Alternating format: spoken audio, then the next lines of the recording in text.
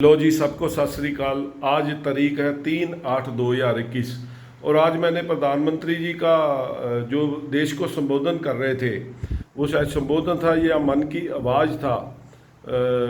ये मुझे अभी तक मालूम नहीं पूरी तरह पड़ा है। अभी मैं समझता हूँ ये एक मन की आवाज़ था। और मैं कौन हूँ, मैं कौन बोल रहा हूँ, मैं क्यों बोल रहा हूँ, कौन हूँ, मेरा क्या हैसियत है। मैं इस देश का नागरिक हूँ, मैंने इस देश में जन्म लिया है और मुझे अपने हक के लिए मुझे हर जगह घूमने की देश में आज़ादी है और मुझे अपने हक के लिए अपनी आवाज़ को बोलने की भी पूरी आज़ादी है।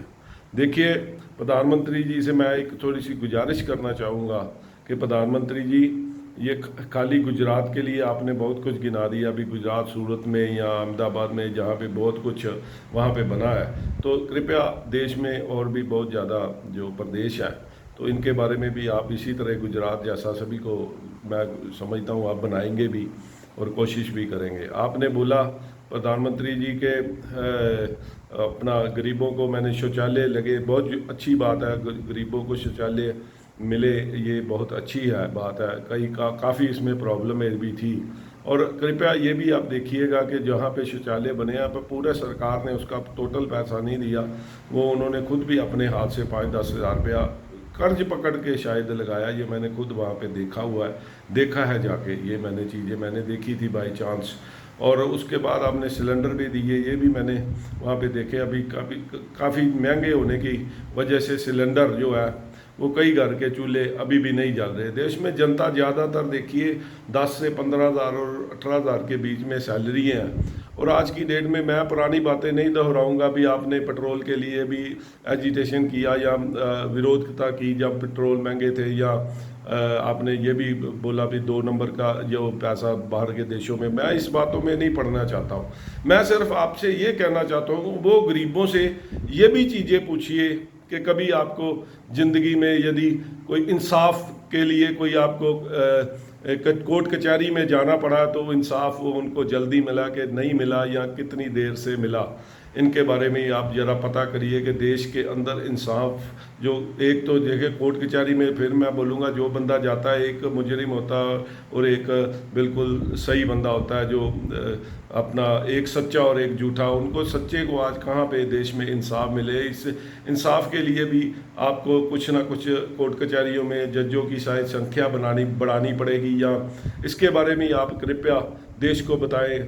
और देश को आज उन गरीबों से ये भी पूछिए कि कभी उनके घर में यदि कोई हॉस्पिटल जाना पड़ गया या उनको बीमार हो गए तो क्या प्रॉब्लमें आई, तो कैसे उनके पैसे घर से पूरा उनका खाली हो गया और कैसे कर्ज वो लेकर उन्होंने इलाज कराया। उनसे ये भी पूछिएगा कि उनके बच्चे जो पढ़ रहे हैं उनकी पढ़ाई में कैसे कितना पैसा खर्च हो रहा है। यदि उनका बच्चा बड़ा हो के कोई कॉलेज या यूनिवर्सिटी या किसी में जगह पे जाना होता है तो उसको क्या प्रॉब्लम आती है, तो पैसा घर में होता है कि नहीं होता है उनको पढ़ाने के लिए।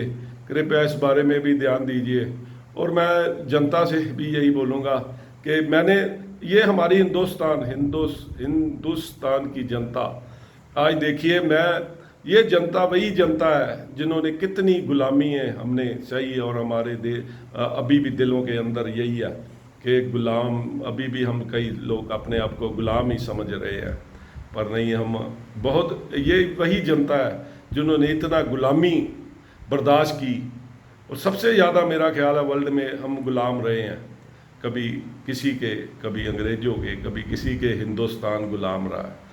और मैंने बाहर के बच्चे भी देखे हैं जो आप 5-7-8 साल के भी हो जाते हैं तो उनको भी अपने अपने हक का पता है। हक के लिए वो 5-8 साल का जिसको होश आ जाती है, जो सड़क पे अपना साइकिल लेके भी आ जाता है, तो उसको भी अपने हक का पता है कि मैंने अपना हक का क्या इस्तेमाल है। मैं यदि इस देश में जन्म लिया तो मेरा क्या हक है इस देश के ऊपर। ये हमारे बच्चों को भी शायद इसलिए मालूम नहीं हो रहा है। तो कई बच्चे जो अपनी एज के हिसाब से पढ़ लिख नहीं जाते हैं, तो इसका भी एक बहुत बड़ा कारण है। देश के अंदर सबसे पहले तो न्याय व्यवस्था बहुत अच्छी और सरल होनी चाहिए और उसमें जल्दी से जल्दी इंसाफ मिलने चाहिए। हॉस्पिटलों में जो फ्री होने चाहिए, चाहे वो गरीब हो या साहूकार हो। मैं फिर वही बोलूँगा कि एक हॉस्पिटल पे एक तरफ गरीब पड़ा और एक तरफ साहूकार पड़ा हो तो फिर ही इलाज उसका सही होगा। और स्कूलों में भी बच्चा गरीब का और साहूकार का, चाहे वो करोड़पति हो, एक ही बेंच में यदि वो बैठेंगे तो तभी इस देश का भला होगा। और एजुकेशन फ्री होनी चाहिए, दवा, ये जो हॉस्पिटल बिल्कुल टोटल फ्री होने चाहिए जो बाहर फॉरेन कंट्रीज़ में है। और यदि वो टैक्स देते हैं तो अब 50-60 साल की उम्र के बाद कुछ उनका भी हक बनता है अपने टैक्स के दिए हुए टैक्स के ऊपर। इस तरफ तो ना देश की जनता का ध्यान है, ना प्रधानमंत्री जी इस तरफ को कोई, मेरा अभी तक तो मैंने ये इस तरफ को सोचा देखा नहीं है, अभी उन्होंने इस तरफ भी बोला है। तो कृपया इस देश के अंदर जिसने भी जन्म लिया है, वो चाहे इंसान है या पशु पक्षी है, अब देखिए उसको बोलने का हक है। मैं देखिए पशु पक्षी तो नहीं बोल सकते हैं, हमको उनके हक के लिए हमको भगवान ने दिया है कि वो शक्ति दिया है भाई, उनके हक के लिए भी हमको ही उनके बारे में सोचना पड़ेगा। कृपया देश की जनता जब थोड़े अपने हक के लिए पहचान लेगी, जब समझ जाएगी, तो फिर वो मन की बातें नहीं सुनेगी, वो दिल से जो बातें होंगी, जो दिल से बातें होंगी, मैं अपने मन से नहीं है, मैं दिल से बोल रहा हूँ। मेरा दिल कई बार कल्पता है, रोता है कि लोगों को देख के, मेरे पास भी कई एम्प्लॉय 10, 12, 15 हज़ार रुपये के 2-4 है, तो उनके घर के मैं जब स्थितियाँ देखता हूँ तो मुझे भी दुख होता है।